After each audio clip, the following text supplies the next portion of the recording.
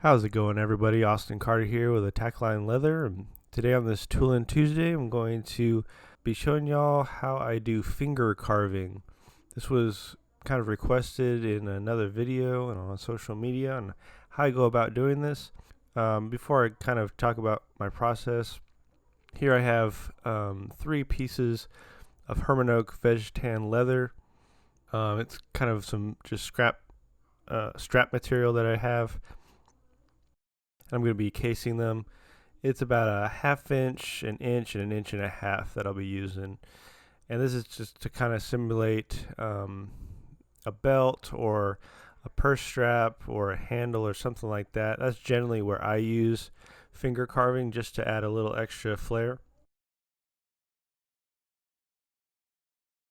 And here I am casing my leather.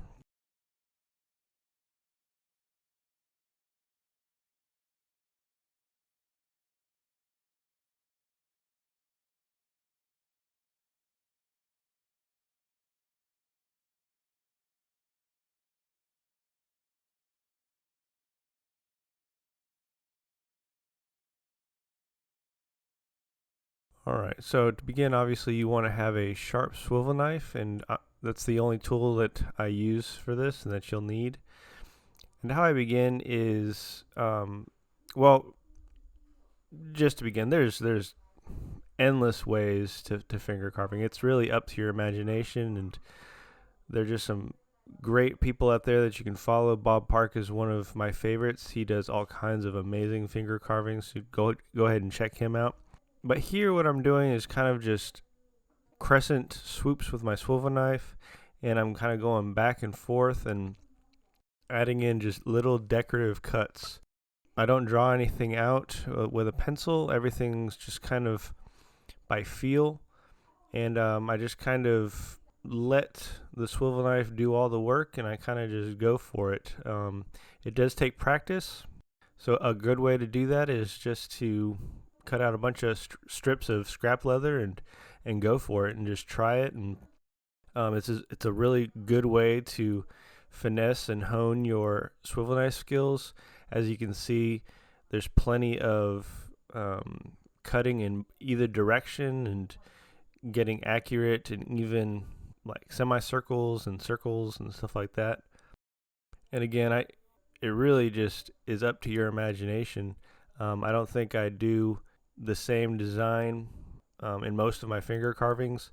I just kind of go with the flow, and sometimes you'll feel out the piece, and sometimes it'll just feel like it needs to go a certain way.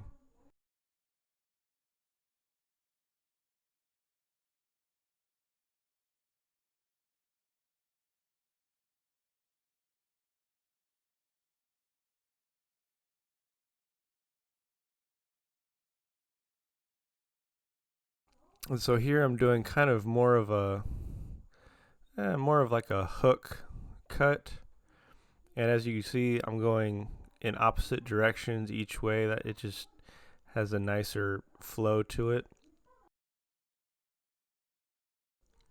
And one of the keys, I think, and it's just something I do, again, you can do whatever you want, but I try and do each step the same, or in sequential order.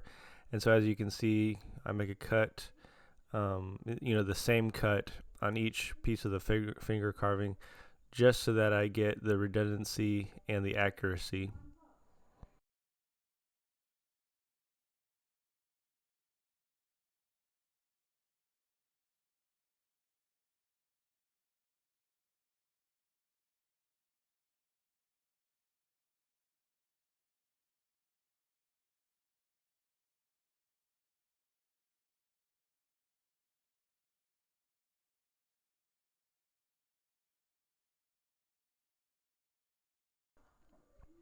As I said before, there's a number of ways you can use finger carving. You can do full belts in finger carving, by doing the fronts, or after you've tooled the belt. A lot of times, if you've lined the belt with veg tan leather, you can do finger carving on the back, and I've seen a lot of people do that. It just adds another level of customization and looks really nice. Sometimes people put messages. If it's a gift, it'll be for whoever, and they'll put finger carving on the inside of the belt, and again, it adds to the customization.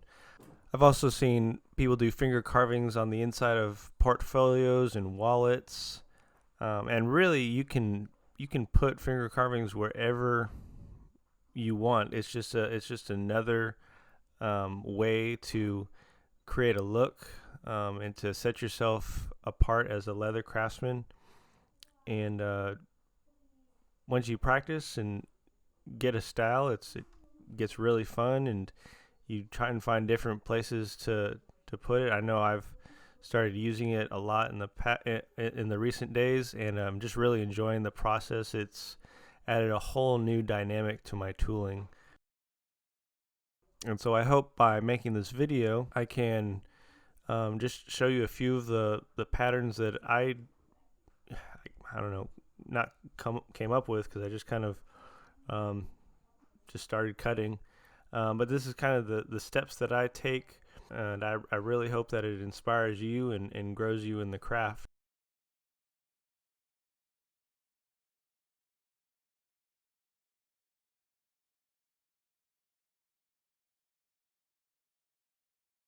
If you haven't already, I'd really appreciate if y'all subscribe. We're almost to 9,000 subscribers, and I just couldn't be more surprised.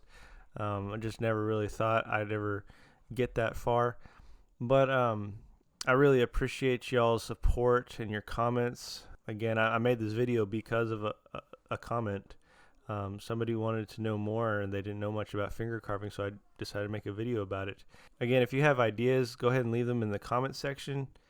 And if you have any questions, again, leave them there. And the great thing about leathercraft is if somebody doesn't know something, there's most definitely another leathercrafter that has experienced something or has the knowledge that you're looking for, and 9 times out of 10 they're willing to share the information. So go ahead and leave a comment, and if I don't know the answer, I'll either find it, but a lot of times someone will answer, and that's a good way to get some information.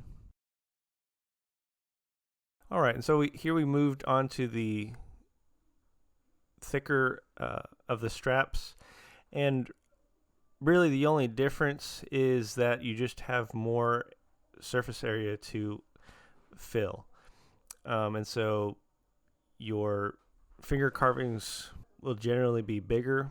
Mine are. Again, you can carve it up however you like, but generally I go for longer swoops, but what it does is allows you to add a lot more detail. And so here I am just trying out some stuff, adding in just some character and some extra decorative cuts. Again, most of the time I just fly by the seat of my pants. There's really no method to it other than I try to keep everything as similar and concise as possible.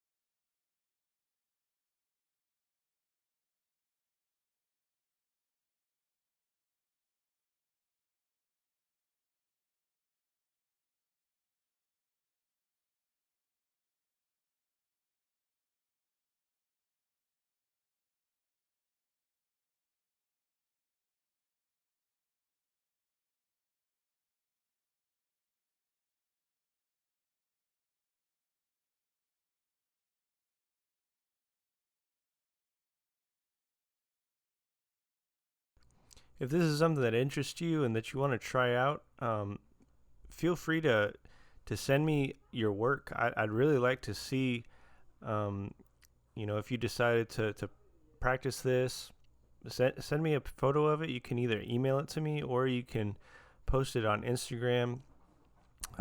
If you haven't followed me on Instagram yet, my tag is @AttackLineLeather. Send me a message, send me a picture of it, and I'll post it, or I'll comment, or I'll do whatever. I've never really done that before, but one of my goals with making these videos and sharing my work is just to produce a learning environment.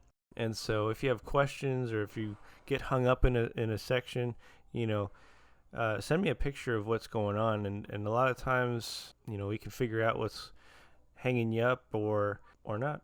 If you're doing a great job, I'll let you know. And again, we're all learning here, and this is just one of the outlets that I am using to, one, learn, but also to teach. And I think leather craft is fun and amazing, and so it's not something I want to, just learn and hold on to myself. I think it's a really awesome craft, and there's thousands of uses for it, and everybody has, an idea of what they would want to use it for if they start. And so this is just, an outlet for me to share the info and the experiences that I've gone through. And there's tons of people that, you should follow. Don Gonzales is one of them. Dustin Loftis of Dusty Hide Leather Company is another one. Bob Park, and those are people that I aspire to. They do amazing work. They are light years ahead of me. But as my basketball coach always said, if you want to get better, play with the best. And so my goal is to continuously learn, and I tried to find the best leather crafters that I can to follow. So if you're really into, maybe you're not so much into the tooling, but if you're into like bag making and stuff like that, there's all kinds of awesome bag makers that have YouTube videos and share all their information, and you can learn a lot from them.